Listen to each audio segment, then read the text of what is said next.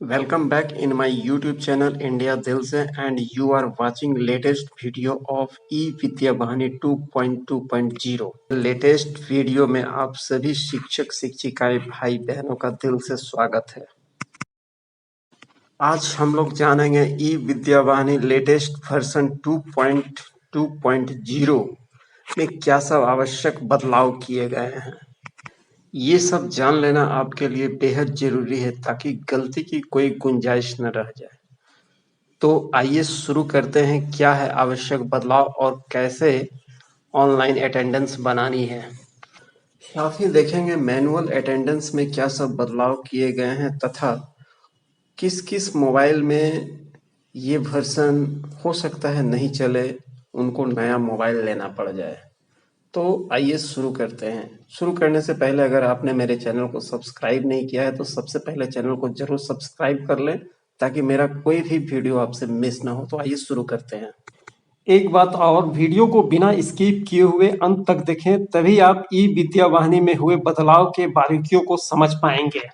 सबसे पहले हमें ई विद्या वाहिनी ऐप को ओपन कर लेनी है। जैसे ही हम ओपन करते हैं तो हमें अपडेट के लिए एक मैसेज आता है।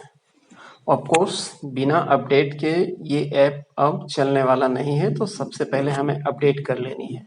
इसके लिए अपडेट पर हमें क्लिक करनी होगी, तो आइए क्लिक कर लेते हैं। जैसे ही अपडेट पर हम क्लिक करते हैं प्रोसेस शुरू हो जाती है अपडेशन की।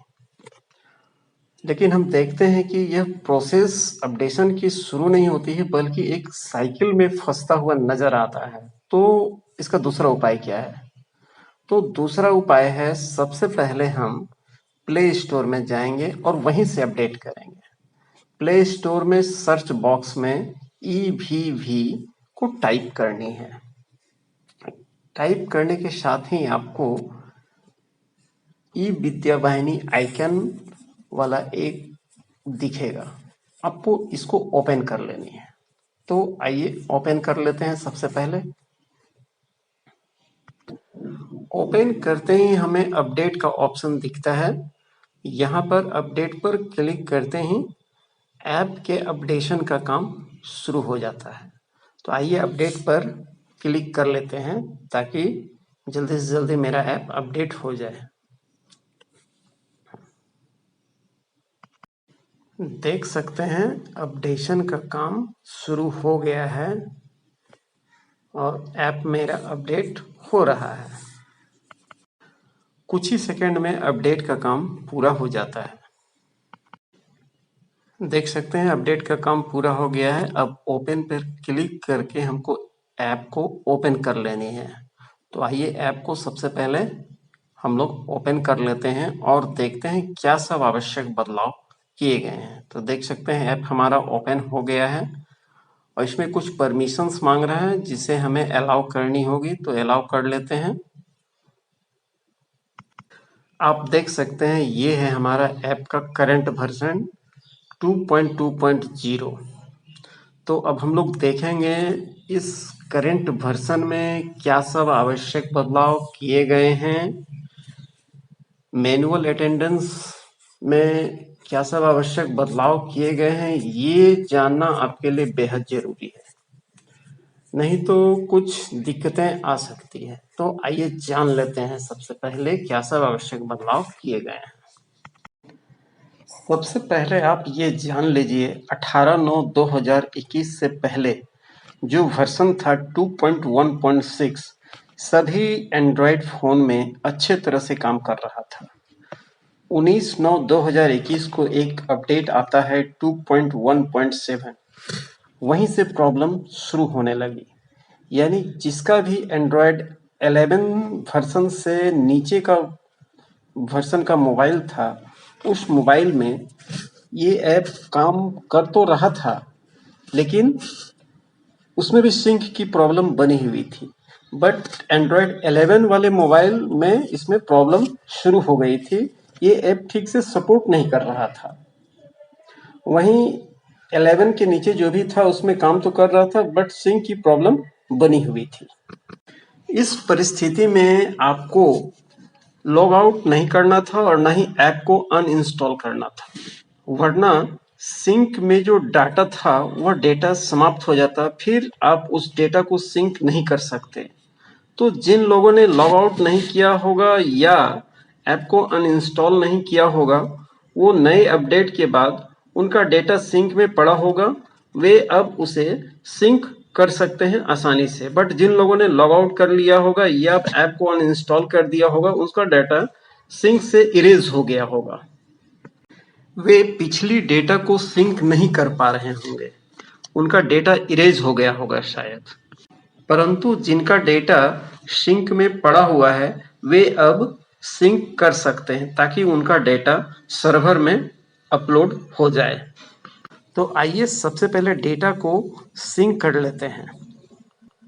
देख सकते हैं डेटा सिंक हो गया और जो भी प्रीवियस रिकॉर्ड था वो सर्वर में अपलोड हो गया है।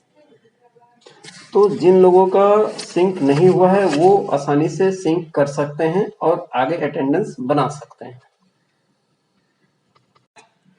अब एक बात जान लीजिए, ये जो नया ई विद्या वाहिनी का वर्जन है 2.2.0, यह शायद एंड्रॉयड 5 या उससे नीचे वाले वर्जन में काम नहीं करे। तो जिनके पास एंड्रॉयड 5 या उसके नीचे वर्जन वाला मोबाइल है, उनको शायद नया मोबाइल लेना पड़ जाए, क्योंकि उसमें ये ऐप 2.2.0 शायद काम नहीं करे। गवर्नमेंट का दिया हुआ जो टैब है उसमें ये काम करेगा, क्योंकि उसमें एंड्रॉयड 6 है।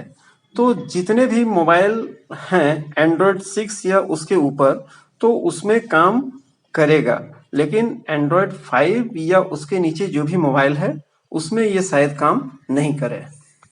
आइए अब देखते हैं अगला बदलाव क्या किया गया है। बायोमेट्रिक अटेंडेंस तो आप सभी बनाते ही हैं, उसमें कहीं कोई प्रॉब्लम नहीं होती होगी, लेकिन मैनुअल अटेंडेंस में कुछ चेंजेस किए गए हैं। आइए उसको भी देख लेते हैं और सभी बातों को समझ लेते हैं कि उसमें किस तरह के चेंजेस किए गए हैं। मैनुअल अटेंडेंस बनाते समय आप यहाँ से अराइवल अटेंडेंस बनाते हैं तथा आउट में आप डिपार्चर अटेंडेंस बनाते हैं।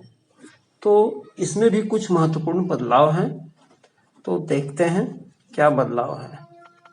जैसे ही आप मैनुअल अटेंडेंस के लिए इन या आउट पे क्लिक करते हैं, तो ये फिर से ये आपका लोकेशन को सर्च करने लगता है, जबकि मैंने पहले ही जीपीएस को ऑन कर दिया था, परंतु यह फिर भी लोकेशन को सर्च कर रहा है। यही इस ऐप का सबसे बड़ा बदलाव है। यह बदलाव क्यों किया गया है, तो आप इस बात को अच्छे से समझ लें।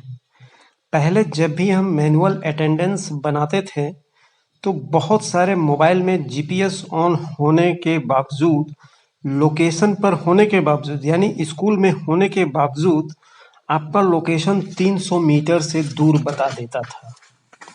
यानी अटेंडेंस में शो करता था कि आप स्कूल से 300 मीटर से बाहर हैं, जबकि आप स्कूल में ही होते थे। ऐसा इसलिए हो रहा था क्योंकि हर मोबाइल में जीपीएस का फंक्शनिंग अलग अलग होता है। एग्जैक्ट लोकेशन बताने में जीपीएस थोड़ा टाइम लेता है। जीपीएस का सर्वर और सैटेलाइट से कम्युनिकेशन होने में 1 से 2 मिनट का वक्त लग जाता है। परंतु हम लोग जब अटेंडेंस बनाते थे तो तुरंत जीपीएस ऑन करके तुरंत अटेंडेंस बना लेते थे, जिससे सही लोकेशन का पता नहीं चल पाता था और हमें विद्यालय से 300 मीटर के बाहर बता दिया जाता था अटेंडेंस में।